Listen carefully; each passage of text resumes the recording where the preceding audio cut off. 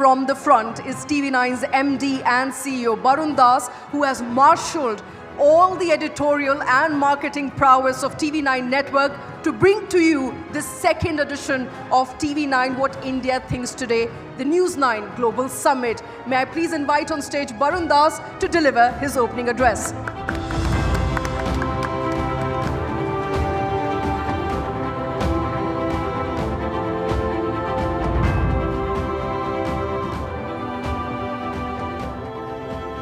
Thank you, Shweta and Kabir.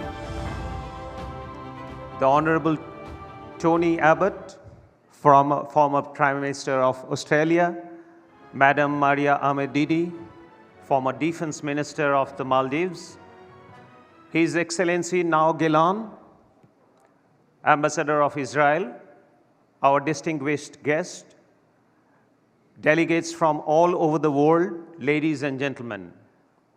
It's my pleasure and honor to welcome you all to the News9 Global Summit, which is the day 2 of TV9 What India Thinks Today.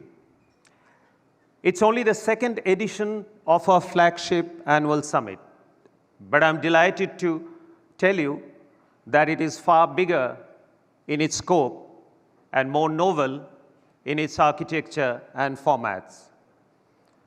The summit theme ponders over a bold aspiration, India poised for the next big leap. Notably, to get an honest outside-in view, we have invited several distinguished leaders and experts from all over the world, in fact, from over 20 countries, to share their perspectives and prescriptions.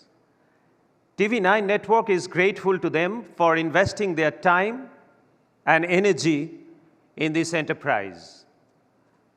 As a keen observer of the India story and the changing global dynamics, I say with confidence that both the decadal momentum and the geopolitical moment are in India's favor. There are two pillars of global dynamics, geopolitics and geoeconomics. On both counts, India is now the epicenter of global interest. Our country is being recognized as a new leader of the global South, not only as a champion for global peace, but also, as the IMF rightly said, a bright spot in the global economy. The other big economy is facing its own set of challenges. China's territorial ambitions are being seen as a threat to our rules-based world order, prompting democratic nations to shift away from it. For almost 3 decades, China grew exponentially, courtesy-free Western markets, even while keeping its own economy largely closed. Contrary to that, while India marches towards being the third largest economy, we believe that to prosper, we need to take others along. Hence, India's focus on one family, one earth, one future is the template the world needs. However, we understand that India's next big leap will not be without challenges. We still have major conflicts going on in Europe and West Asia that could flare up into global crisis at any time. At the same time, the process of deglobalization is going on. More and more countries want to be self-reliant in critical areas. If tariff walls go up around the world would be greater friction in trade and commerce, significantly reducing benefits to consumers.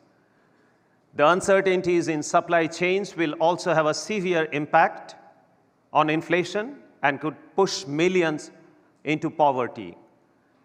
There are many issues India and the rest of the world have to deal with.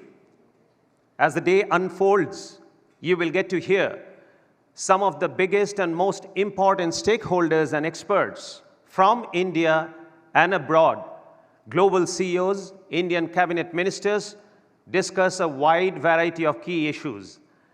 And of course, we will get to hear the overarching vision for a new India, the dream of a Viksit Bharat from the architect of the plan himself, the Honorable Prime Minister Shri Narendra Modi ji, later this evening. I have no doubt we will get several excellent insights, solutions, and actionable ideas from these conversations. Therefore, I invite you to make the most of the sessions and the networking opportunity. With that, let me hand you back to the MCs. Thank you very much and welcome.